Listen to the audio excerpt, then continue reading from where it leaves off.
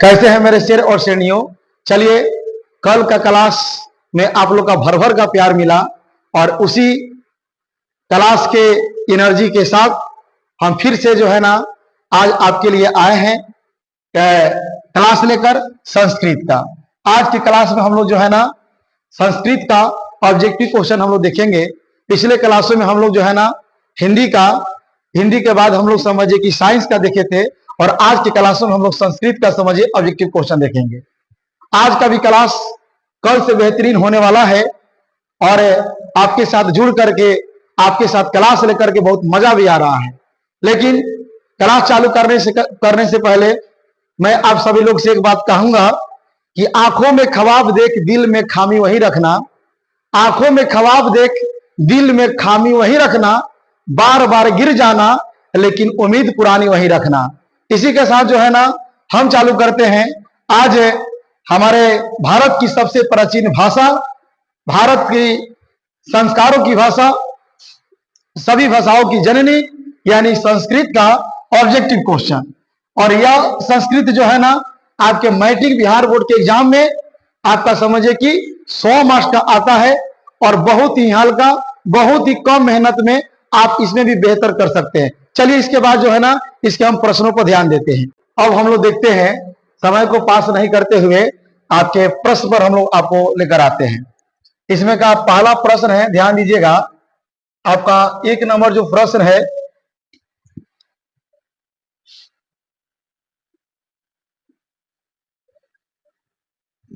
पहला प्रश्न है वो अलिखत किस लकार का रूप है।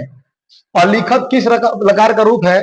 तो देखिए, जब हम लोग ग्रामर पढ़े होंगे संस्कृत सहचर तो वहां हम बताए होंगे कि जिसमें अ लगता है ना वो सब भूतकाल होता है और भूतकाल को हम लोग संस्कृत में लंग लकार के नाम से जानते हैं। और इसमें ऑप्शन दिया ए में लट लकार, बी में दिया है लौंग लकार, सी में दिया है विधिलिंग, डी में दिया लोट लकार। तो इसका सही जवाब जो हो जाएगा कति लंग हो जाएगा, यानी यह लंग लकार का आपका रूप है। जाकर के कल के क्लास में बहुत अच्छा लगा था कि आपने भर भर के कमेंट्स भेजा था। उसी तरह आज भी आप लोग जो है ना इसमें मेरे से पहले आप कमेंट्स में जवाब दीजिएगा जाकर के। 2 नंबर क्वेश्चन है, पचेत किस धातु का रूप है? यानी जो पचेत जो है किस धातु का रूप है? ए में दिया है पच, बी में दिया है पाच, सी में दिया है पचे और डी में दिया है पची। तो देख लीजिए बुआ जी, आप इसको याद रखेंगे, यह पच धातु से ही आपका पचेत बना हुआ है। इसका सही जवाब ए नंबर हो जाएगा, यानी कथी पच धातु। याद रखेंगे पच आपका सही है, बाकी के आपका तीनों ऑप्शन जो है ना गलत है। जाकर के आगे है 3 नंबर प्रश्न बुआ जी, मतीसु में कौन सा विभक्ति है? तो देखिए, जब हम सप्तमी विभक्ति पढ़ाए थे वहां बताया गया था बालके बलकयो बलकयो बलकेशु, रामे रामो रमेशु। इसलिए जहां भी आपको इस तरह का आपको समझिए सु दिखाई दे दे, यह सब सप्तमी होता है। अब ऑप्शन में देखिए क्या दिया है, ए में दिया है पंचमी, बी में दिया है षष्ठी, सी में दिया है सप्तमी और डी में दिया है चतुर्थी। तो इसका सही जवाब क्या हो जाएगा? सप्तमी। आप भी कमेंट्स करके बताइए हमसे पहले जाकर के। आगे हम लोग देखते हैं चौथा नंबर प्रश्न। चौथा नंबर प्रश्न है, अकुर्वन में कौन सी धातु है? यह शब्द एक अकुर्वन है, इसमें कौन सी धातु है? ऑप्शन ए में दिया है अक्री, बी में दिया है क्री, सी में दिया है अकर और डी में दिया है अक। तो इसका सही जवाब होगा क्री, यानी क्री धातु से ही आपका समझिए कि अकुर्वन शब्द बना है। इसलिए इसका सही जवाब क्या याद रखेंगे? बी आपका। 5 नंबर जो प्रश्न है विद्यार्थी, 5 नंबर में बताया जा रहा है कि भवत किस शब्द का रूप है? भवत आप पढ़े होंगे, भवती भवत भवंती भवसी भवत भवत भवामी भवाओ भवामो। तो इसका ऑप्शन क्या दिया है? भू ए में, बी में दिया भवत, सी में भवत और डी में भवती।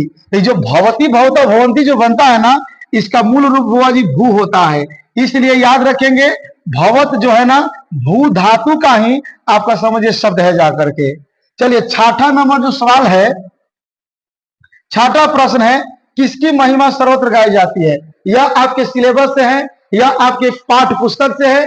अब बताइए किसकी महिमा सर्वत्र गाई जाती है? तो आप ही बताइए, कमेंट्स करके बताइए। ऑप्शन में 4 दिया है, श्रीलंका की, भूटान की, भारत की और बांग्लादेश की। और आप बताइए जब इसका जवाब नहीं जानेगा तो किसका जानिए?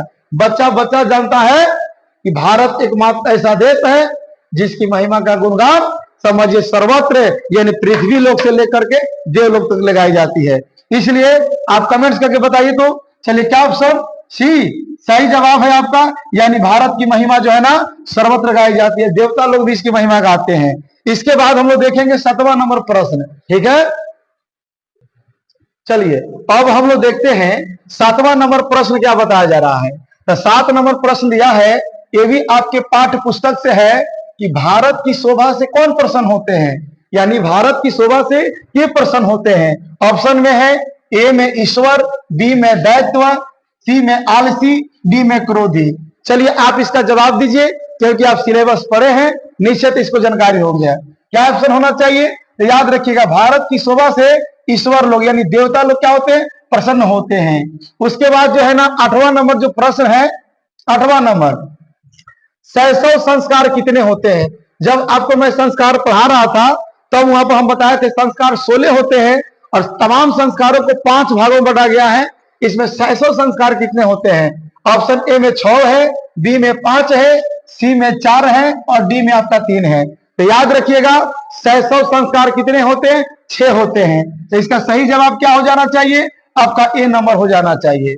और देखिए 9 नंबर जो क्वेश्चन सबसे हल्का क्वेश्चन है और आप इसको ऐसे भी बता सकते हैं। क्या क्वेश्चन है, चरित्र का निर्माण किससे होता है। और बताइए जो हम लोग का कैरेक्टर है, हम लोग का जो चरित्र है, इसका निर्माण किससे होता है। बउआ जी ध्यान दीजिएगा कि चरित्र का निर्माण किससे होता है। ए में दिया है संस्कारों से, बी में दिया है वैर भावना से, सी में दिया है अशांति से, डी में दिया इनमें से कोई से नहीं जाके। तो याद रखिएगा हमारे चरित्र का निर्माण हमारे संस्कारों से होता है, इसलिए इसका सही जवाब जो हो जाएगा ए नंबर, कथी से, संस्कारों से। आगे 10 नंबर जो सवाल पूछा है, अंत्येष्टि संस्कार कब होता है।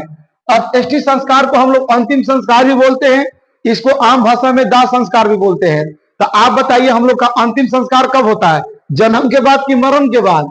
तो यहाँ ऑप्शन दिया है मरने के बाद, बी में दिया है जन्म के पहले, सी में दिया शिक्षा प्राप्त करते समय, डी में दिया विवाह के पहले। तो हम लोग का जो अंत्येष्टि संस्कार है यानी जो दाह संस्कार है वह होता है कब, मरने के बाद। जब भारत ऐसा देश में देखिएगा कि जो व्यक्ति मर जाते हैं उनका भी अंतिम संस्कार जो है ना भारतीय संस्कारों के द्वारा करके उसके समझे डेड बॉडी को सही तरीका से आपको समझे अपघटित कर दिया जाता है। यह भारत की सबसे बड़ी कथी है, खूबसूरती है जाकर के। 11 नंबर जो प्रश्न है, लाता शब्द के तृतीया बहुवचन। आपको याद होगा लता लते लता, लता लते लता, लताम लते लता, लताया लताभ्याम लताभी। और यह लता शब्द है तृतीया में, तो बताया लता लते लता, लता लते लता, लताया लताभ्याम लताभी, तृतीया बहुवचन। यानी ऑप्शन ए में दिया है लताया, बी में दिया है लताभ्याम, सी में दिया है लताभी और डी में दिया आपका लाता। इसका सही ऑप्शन क्या हो जाएगा, क्योंकि बहुवचन में पूछ रहा है और एक वचन में पूछता तो लताया होता, लेकिन बहुवचन में पूछ रहा है इसलिए लताया न होकर के हम लोग क्या होगा, लताभी होगा जाकर के। 12 नंबर जो प्रश्न है, वच प्लस कतवा से कौन सा शब्द बनेगा। तो ऑप्शन ए में दिया उक्तवा, दो में दिया वच इक्तवा, सी में दिया है वक्तवा, डी में दिया है ब्रुतवा। तो इसका जो है ना वच प्लस कतवा से वक्तवा बनेगा जाकर के। इसका सही ऑप्शन क्या हो जाएगा, सी हो जाएगा। चलिए इसके बाद जो है ना हम लोग का 13 नंबर जो प्रश्न है, 13 नंबर जो प्रश्न बताया जा रहा है कि सहनीय में कौन सा प्रत्यय है। तो एक बात आप याद रखिएगा, जहां भी आपको अंत में ये शब्द आ जाए उसमें अनियर प्रत्यय लगता है, जैसे पठनीय, दर्शनीय, बंधनीय, अच्छा यहाँ का सहनीय हो। तो बताइए सहनीय में कौन सा प्रत्यय है। तो ए में दिया अनियर, बी में दिया है तव्यत, सी में दिया है यत, डी में दिया इनमें से कोई नहीं। इसका सही जवाब क्या हो जाएगा, अनिय, चाहे दर्शनीय पठनीय जो भी हो जाकर के। चलिए इसके बाद हम लोग आगे बढ़ते हैं। चलिए विद्यार्थी जी, हम लोग का आज का क्लास कैसा लग रहा है आप कमेंट्स करके बताइए जा करके, ताकि जो है ना हम लोग जो है ना और ज्यादा आपके लिए मेहनत करें। चलिए मेरी कोशिश है कि आपको जो है ना बेहतर से बेहतर ढंग से समझाने का हम प्रयास करें जा करके। अगला 14 नंबर प्रश्न है विद्यार्थी जी कि श्रीमान में कौन सा तद्धित प्रत्यय है। श्रीमान, तो देखिए आप याद रखिएगा जहां भी वाहन या मान रहे उसमें मतु प्रत्यय होता है, चाहे श्रीमान हो, अच्छा इसके अलावा जहां भी मान लगा हो जाकर के। ए में दिया है घैया प्रत्यय, बी में दिया मतु प्रत्यय, सी में दिया है इनी प्रत्यय, उसके बाद डी में दिया है तल प्रत्यय। इसका सही ऑप्शन जो क्या हो जाएगा, मतुप हो जाएगा जाकर के। इसको याद रखेंगे।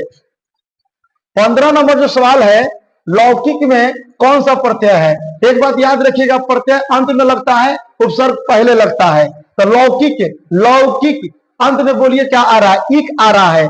ऑप्शन ए में इक है, बी में आक है, सी में ठक है, डी में थाल है। इसका सही ऑप्शन क्या हो जाएगा? ए नंबर। यानी इक प्रत्यय लौकिक हो, साप्ताहिक हो, वार्षिक हो, मौखिक हो, सब में कौन प्रत्यय लगता है? इक प्रत्यय लगता है।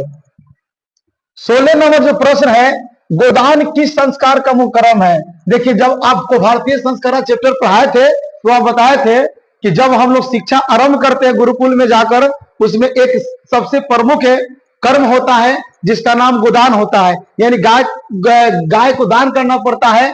और ये पूछा है कि अब किस क्रम में आता है? विवाह में आता है, केशांत में आता है, अक्षरा आरंभ में आता है या अपेष्टि में आता है? याद रखिएगा, गोदान जो संस्कार होता है अक्षरा आरंभ में होता है। यानी जब हम शिक्षा प्राप्त करते हैं उसी में समझिए कि इस संस्कार का पालन करना पड़ता है।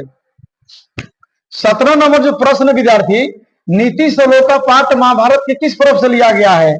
ऑप्शन ए में दिया है वन पर्व, बी में दिया है उद्योग पर्व, सी में दिया है शांति पर्व और डी में दिया भीष्म पर्व। तो अब इसको याद रखेंगे, इसका सही जवाब बी होगा, उद्योग पर्व हो जाएगा जाकर के। 18 नंबर आपको याद होगा और निश्चित है कि मैं इस सवाल को पढ़ूं, इसका ऑप्शन को बताऊं, तब तक आप कमेंट से भर दीजिए जाकर के। कमेंट्स बॉक्स को समझिए हाउसफुल कर दीजिए। महाराज धृतराष्ट्र के प्रश्नों का समुचित उत्तर कौन देते हैं? यानी धृतराष्ट्र जो सवाल पूछते हैं उसका उत्तर कौन देते हैं? मंत्री विदुर, दुर्योधन, अर्जुन या कृष्ण? जल्दी जल्दी बताइए तो इसका कौन देते हैं? आपका याद रखेंगे, इसका जवाब कौन देते हैं? मंत्री विदुर देते हैं। 19 नंबर जो सवाल है, अपृष्ठो बहुभाष से किस पाठ की उक्ति है? मैं आपको बुलाया था, एक चैप्टर पढ़ाया था कि जो बिना बुलाए कहीं जाए, बिना किसी से बात किए बात करे और अविश्वासी पर भी विश्वास करे, उसी को मूढ़ चेता नराधम कहा जाता है। और उसी का संस्कृत लाइन है, अपृष्ठो बहुभाष से किस पाठ की उक्ति है? बताओ, नीति श्लोका की, मंदाकिनी वर्णम की, अलस कथा की या मंगलम की? तो यह जो पंक्ति है यह नीति श्लोका से ली गई है, जिसमें हम 10 श्लोकों की चर्चा किए थे जाकर के। 20 नंबर जो सवाल है, 20 नंबर सवाल है, परम तृप्ति देने वाली क्या होती है? तृप्ति माने संतुष्टि होती है। यानी परम तृप्ति कौन देती है? विद्या, लोभ, क्रोध या दृढ़ सूत्रा? तो आप बताइए, देरी से काम कीजिएगा तक आपको संतुष्टि मिलेगी? आपके मन में क्रोध रहेगा अब संतुष्टि मिलेगी? लोभी रहेंगे तो कभी संतुष्टि नहीं मिलेगी। सिर्फ एक ही चीज से संतुष्टि मिलती है, और कमेंट्स में बता दीजिए कथी से? विद्या से। जितने पढ़िएगा ना उतना ही समझिए कि आप संतुष्ट हो जाइएगा अंदर से। और कहा भी जाता है कैसे कि जैसा खाइएगा अन्न वैसा रहेगा आपका मन, और जैसा पीजिएगा पानी वैसा ही हो जाएगी आपकी वाणी। इसलिए जो है ना, 21 नंबर सवाल पर हम लोग देखते हैं कि मित्र प्लस तल का निष्पन्न रूप है। यानी मित्र प्लस तल से कौन सा शब्द बना है? तो देखिए, याद रखिएगा, संस्कृत में यह तल प्रत्यय जो है ना, यह तल प्रत्यय अंत में ता में बदल जाता है। इसलिए जहां भी देखिए ता लगा हो वही इसका बनेगा मित्र ताला। नहीं जी, मितारता, यही जी, यह नहीं है, यह सही है। बाकी ऑप्शन इसका समझिए कि गलत है जाकर के। चलिए, इसके बाद जो है ना, हम आगे के प्रश्नों को देखते हैं। तो चलिए विद्यार्थी जी, आगे हम लोग देखते हैं आगे के प्रश्नों को। 22 नंबर जो प्रश्न है, यह प्रश्न है, तरय चरंती, तरय डैश चरंती, खाली स्थान में उचित है विकल्प क्या होगा? देखिए, तो तरय माने 3 होता है, और चरंती जो यहाँ पर लगा है बहुवचन के लिए, एक रहता तो चरती और दो रहेगा तो देखो ती तो अंति चरत, और बहुवचन है तो चरंती। तो यहाँ पर बहुवचन डालना पड़ेगा। ए में दिया है मृगव, बी में दिया है मृगानी, सी में दिया है आपका बिरगा, डी में दिया है मृग। इसका बहुवचन में मिर्गा होता है, मिर्गा होता है, इसलिए इसका सही ऑप्शन क्या हो जाएगा? सी हो जाएगा। 23 नंबर जो सवाल है, शुरू प्लस तुमुन का निष्पादन का क्या होगा जाकर के? और शुरू प्लस तुमुन से ऑप्शन ए में दिया श्रुतम, बी में दिया श्रोतुम, सी में दिया श्रुति और डी में दिया है आपका स्रोत। इसका सही ऑप्शन क्या हो जाएगा? बी हो जाएगा, श्रोतुम हो जाएगा। यहाँ न हट जाता है, उसके बाद यह खत्म सट जाता है जाकर के। 24 नंबर जो सवाल है, वृद्ध का प्रकृति प्रत्यय क्या होगा? यानी वृद्ध में कौन सा प्रत्यय लगा होगा? ऑप्शन ए में दिया है वृद्ध प्लस कत, बी में दिया वृद्ध प्लस तुम, सी में दिया वृद्ध प्लस तल डी में दिया इनमें से कोई नहीं। इसका सही ऑप्शन हो जाएगा ए नंबर। याद रखेंगे विरीत प्लस कत जा करके। 25 नंबर सवाल आप जानते हैं शताब्दी कैसा समाप्त है। तो देखिए मैं आपको बताया था संख्या पूर्व द्विगु, जिस समास का पहला पद संख्यावाची हो उसको हम द्विगु समास कहते हैं, चाहे वो पंचवटी हो, पसेरी हो, त्रिभुवन हो, त्रिलोक हो या आपका शताब्दी हो। तो शताब्दी में समझिए कैसा समास है, द्वंद्व है, द्विगु है, तत्पुरुष है कि बहुब्रीहि है। इसका सही ऑप्शन क्या होगा, द्विगु, क्योंकि शताब्दी जो है ना संख्या का बोध करा रहा है। चलिए 26 नंबर जो क्वेश्चन है, सबसे बड़ा शत्रु कौन है। बताइए आपका सबसे बड़ा दुश्मन कौन होता है, क्षमा, आलस्य, क्रोध या लोभ। आप कमेंट्स करके बताइए कि आपका सबसे बड़ा दुश्मन कौन है। तो मेरे अनुसार हर मनुष्य का सबसे बड़ा दुश्मन उसका क्या होता है, आलस। क्योंकि क्रोध थोड़ा चलेगा, लोभ थोड़ा चलेगा, लेकिन आलस बिल्कुल नहीं चलेगा। जो दुनिया में आलसी होते हैं वह कहीं के नहीं होते हैं जाकर के। और फिर आलसी से संबंधित एक और क्वेश्चन आ गया 27 नंबर। आप बताइए वास्तविक आलसियों की संख्या कितनी थी। आपका ऑप्शन में दिया है 5, बी में दिया है 6, सी में दिया है 4, डी में 4। हम नहीं बताएंगे, आप जानते हैं। आप बताना है कि आलसियों की संख्या, जो वास्तविक आलसी थे, जो कुछ नहीं करते थे, याद है ना मंत्री वीरेश्वर वाली कहानी, आपको बताना कि आलसी की संख्या कितनी थी जाकर के। 28 नंबर जो क्वेश्चन है, अलस कथा पाठ के रचयिता कौन है, यानी अलस कथा पाठ को किसने लिखा। तो ए में दिया विद्यापति, बी में दिया महात्मा विदुर, सी में दिया कृष्ण और डी में दिया इनमें से कोई नहीं। तो अलस कथा के लेखक जो है ना आपके मैथिली कवि विद्यापति ही है जाकर के। 29 नंबर सवाल है, ऋग्वेद में कितनी महिला ऋषिकाओं का वर्णन है। ए में 24, बी में 25, सी में आपका 23 और डी में आपका 26। और मैं जब संस्कृत साहित्य लेखिका पढ़ा रहा था उसने बताया था कि ऋग्वेद में कितनी महिलाओं का योगदान है, 24 है, 25 है, 23 है कि 26 है। फटाफट जो है ना आप कमेंट्स में करिए, ये भी क्वेश्चन आपके लिए है जाकर के। उसके बाद जो है ना हम फिर आगे बढ़ते हैं और देखते हैं अगला नंबर क्वेश्चन को। तो बताइए कैसे हैं आप लोग, अच्छा से समझ में आ रहा ना। तो चलिए इसी के साथ जो है ना हम आगे के क्वेश्चन को देखते हैं। हमारी कोशिश है कि आप ज्यादा से ज्यादा जो है ना आप परीक्षा में जो है ना सारे के सारे ऑप्शन को रंग कराइए, अच्छा अंक लाइए, और अच्छा अंक की ही जरूरत है हम सभी को जाकर के। 30 नंबर क्वेश्चन है, देखिएगा कि शंकर चरित्र के रचनाकार कौन है। पंडिता क्षमाराव ए में दिया है, बी में दिया है वनमाला भवलाकर, उसके बाद सी में दिया विजयांका और डी में दिया मिथिलेश कुमारी मिश्र। तो मैं आपको बताया था कि पंडिता क्षमाराव ने अपने पिता शंकर पांडुरंग के नाम पर या विद्वता के आधार पर शंकर चरित्र नामक ग्रंथ की रचना कर दी। इसलिए इसका सही ऑप्शन क्या हो जाएगा, ए पंडिता कथी क्षमाराव जाकर के। 31 नंबर क्वेश्चन है, कालिदास ने किस नदी का वर्णन किया है। ए में दिया है बूढ़ी गंगा, बी में मंदाकिनी, सी में यमुना, डी में कावेरी। तो याद रखिए कालिदास ने मंदाकिनी नदी का वर्णन किया है। किस नदी का, मंदाकिनी। सही ऑप्शन बी होना चाहिए।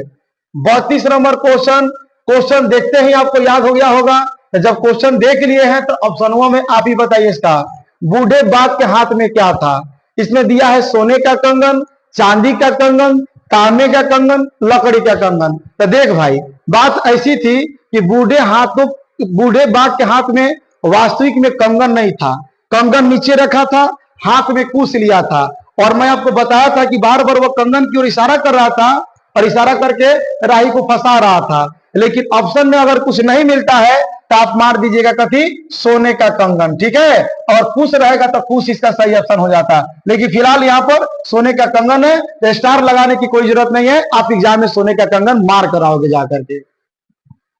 33 नंबर जो क्वेश्चन है कि दानवीर कौन था। बताओ, मैं बताया था कि दुनिया में सब खत्म हो जाएगा लेकिन दान कभी खत्म होने वाला नहीं होता है। और दुनिया में एक दानीय है जाकर के जिसका नाम कथी है, कर्ण है। इसलिए आपका सही ऑप्शन क्या हो जाएगा, कर्ण। बाकी ऑप्शन की ओर ध्यान देने की कोई आवश्यकता नहीं है। 34 नंबर जो प्रश्न है, ईर्ष्या और असहिष्णुता किसको उत्पन्न करते हैं। यानी ईर्ष्या और असहिष्णुता किसको, शांति को, अशांति को, सुख समृद्धि को कि प्रेम को। तो दोनों बड़ी खतरनाक चीज होता है कि जहां भी रहता है ना वहां पर अशांति अशांति हो जाता है। इसलिए सही ऑप्शन आपका क्या होना चाहिए, बी होना चाहिए। समझ रहे हैं। 35 नंबर जो क्वेश्चन है कि कर्मकांड का वर्णन करने वाला ग्रंथ कौन है। शिक्षा है, कल्प है, व्याकरण है कि निरुक्त है? तो याद रखिएगा, जिसमें कर्मकांड का वर्णन किया गया है वह आपका बी ऑप्शन कल्प होना चाहिए। आगे हम लोग बढ़ते हैं 36 नंबर पर।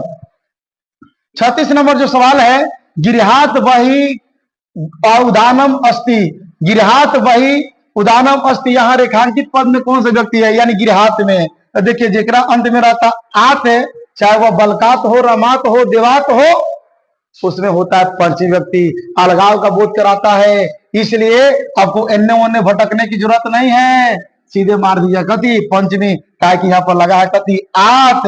समझ रहे हैं? 37 नंबर जो क्वेश्चन है, 37 नंबर क्वेश्चन है अलम, यानी इसका हिंदी दिया मत करो, के अर्थ में कौन सा व्यक्ति होती है? मत करो, यानी आपको समझिए रोका जा रहा है। पंचमी होती है, तृतीया होती है, षष्ठी होती है, आगे सप्तमी होती है। तो याद रखिएगा इसमें तृतीया होती है, आज्ञा का बात किया जा रहा है जाकर के। उसके बाद हम लोग देखते हैं बुआ जी, ध्यान दीजिएगा, आगे जो हम लोग का क्वेश्चन है 38 नंबर क्वेश्चन। 38 नंबर जो क्वेश्चन बताया जा रहा है कि किस शब्द में परिउपसर्ग है? तो उपसर्ग का मतलब जो पहले होना चाहिए, खोजे ना के में परी है, ई लिखा है परिहार, ई लिखा है परहार, ई लिखा है पराहार, ई लिखा है प्रतिकार। तो देखिए तो परी इसमें है कि नहीं? क्या लिखा है जी? परी या प्लस हार, इसलिए इसका सही ऑप्शन क्या हो जाएगा? ये। बाकी जो है ना यह सब आपका कभी गलत है। तो इस प्रकार जो है ना हम लोग 38 तक ले प्रश्नों को देख लिए, फिर आगे हम लोग प्रश्नों पर बढ़ते हैं। चलिए अब हम लोग देखेंगे 39 नंबर प्रश्न को। 39 नंबर जो प्रश्न है बुआ जी, देखिए क्या कहा जा रहा है, प्रत्याशा शब्द में कौन सा उपसर्ग है? देखिए जो सबसे पहले आपको याद है वो आप धाय दे मार दीजिए, जो आपको याद नहीं है हम उसी के लिए तो आए हैं कि जो आपको छूटा फूटा जो भी याद नहीं है मेरे साथ याद हो जाए। आप समझ के याद करके जिस तरीका से हो, बस आपको रिजल्ट लाना है तो लाना है। इसके लिए जान देनी पड़ जाए तो क्या होगा? जान दे देंगे, लेकिन रिजल्ट लेकर ही हम लोग रहेंगे जाकर के। 39 नंबर सवाल है, प्रत्याशा शब्द में कौन सा उपसर्ग है?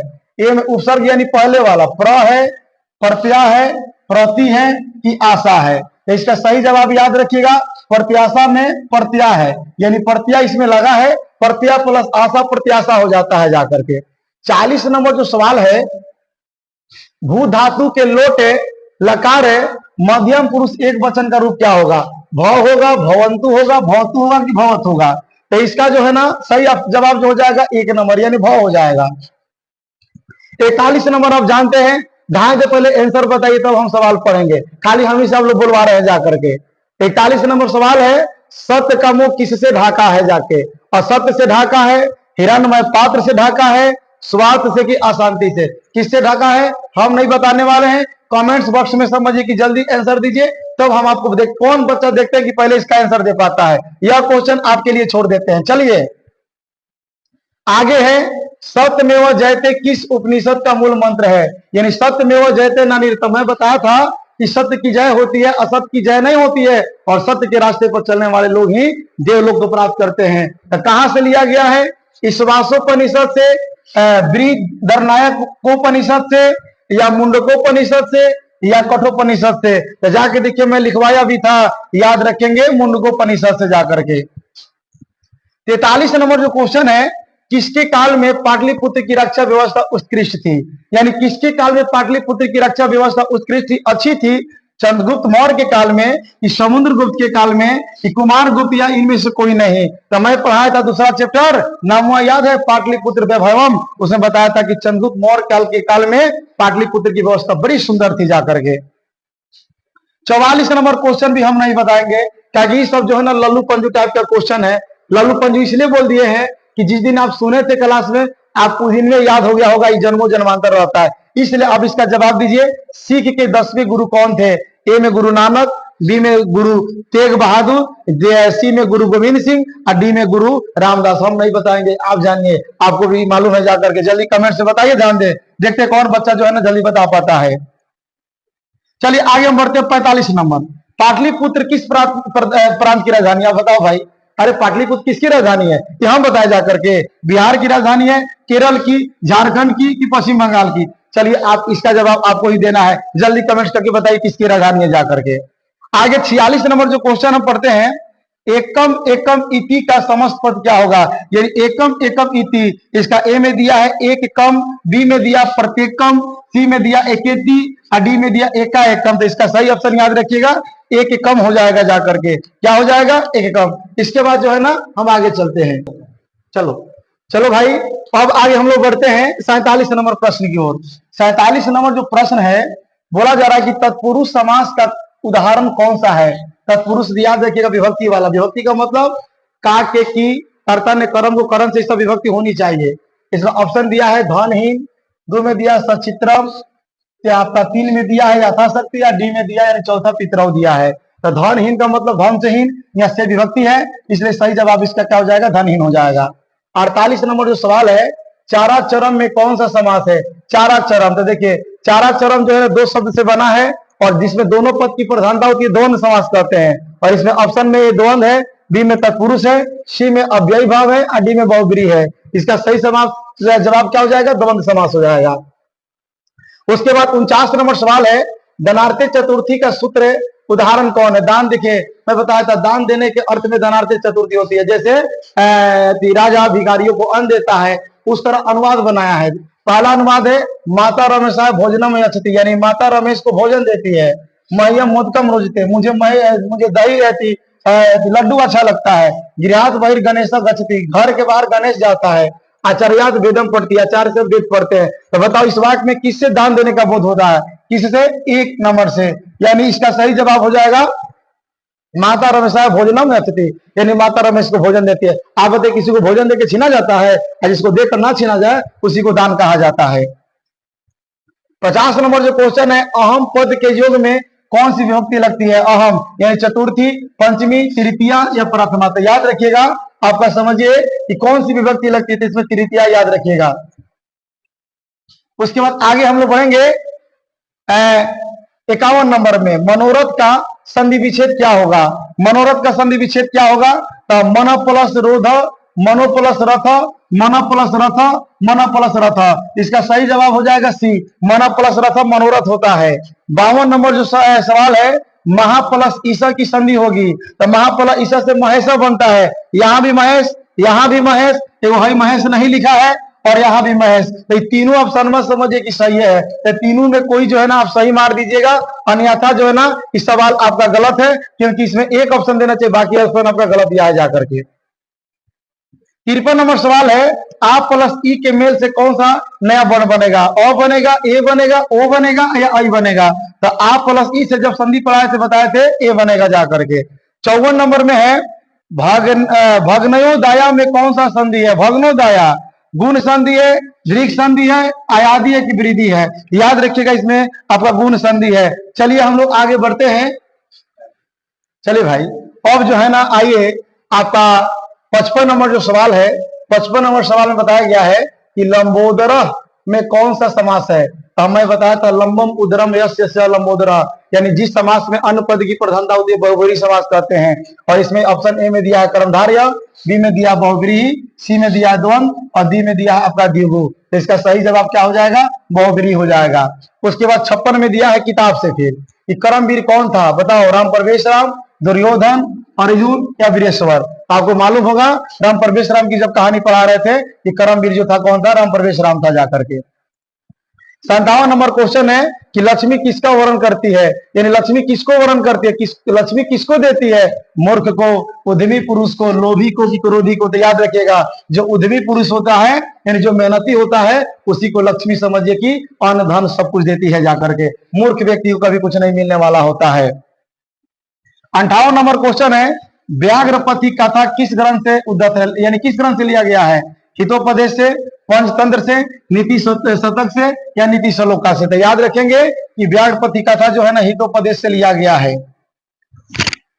उसके बाद 59 नंबर है, स्वामी दयानंद का बचपन का मूल नाम क्या? बहुत वीवीआई सवाल है, बहुत वीवीआई, और इसका जवाब आप दीजिए तो धाए दें। ऑप्शन पढ़ देते, एक में दयाशंकर, बी में मूल शंकर, सी में गौरी शंकर और डी में प्रमोद शंकर। हम नहीं जवाब बताएंगे, आप जल्दी चलते चलते ऑप्शन देकर ही जाना है, उसके बाद जो है ना आपको खाना है, कुछ खाना है जो भी। 60 नंबर सवाल है, स्वामी दयानंद की शिक्षा की शुरुआत किस भाषा के माध्यम से हुई? ए में संस्कृत, बी में हिंदी, सी में उर्दू, डी में इनमें से कोई नहीं। याद रखिए, स्वामी दयानंद की शिक्षा की शुरुआत कौन भाषा से हुई? आपका संस्कृत भाषा से हुई। इस प्रकार आज हम लोग जो है ना संस्कृत के 1 से 60 तक के प्रश्नों को एक एक करके देखें। उम्मीद करते हैं इस भाई की पढ़ाई सामने देखने वाले भाई को समझ में आया होगा, और फिर आगे कल के क्लासों में हम समझिए कि आपको जो है इसके बाद सोशल साइंस का हम ऑब्जेक्टिव लेकर आएंगे। चलते चलते हम एक बात आपसे कहेंगे जाकर के कि जब हम कल ऑफलाइन का क्लास ले रहे थे तो वहां पर बताया गया था कि ईश्वर को पाना हो तो ईश्वर को प्रेमिका बना लीजिए। क्यों? क्योंकि जिस प्रकार समझिए कि लोग प्रेमिका के लिए हर पुर निछावर कर देता है, उसी प्रकार ईश्वर से प्रेम कीजिएगा तभी जाके ईश्वर प्राप्त होंगे। लेकिन मैं आपसे कहना चाहूंगा कि अगर आपको पढ़ाई को पाना है तो पढ़ाई को आपको समझिए प्रेमिका बना लीजिए, और इस पढ़ाई के लिए सब कुछ नछावर कर दीजिए, तभी पढ़ाई आपकी साथ देगी। अन्यथा मन से नहीं पढ़िएगा तो आप रोइएगा और कहिएगा कि हम तेरे याद में रो रो के दरिया भर दिए, हम तेरे याद में रो रो के दरिया भर दिए, और आप इतने बेशरम निकले कि उसमें नहा के चल दिए। चलिए, तब तक के लिए आपका जय हिंद, धन्यवाद।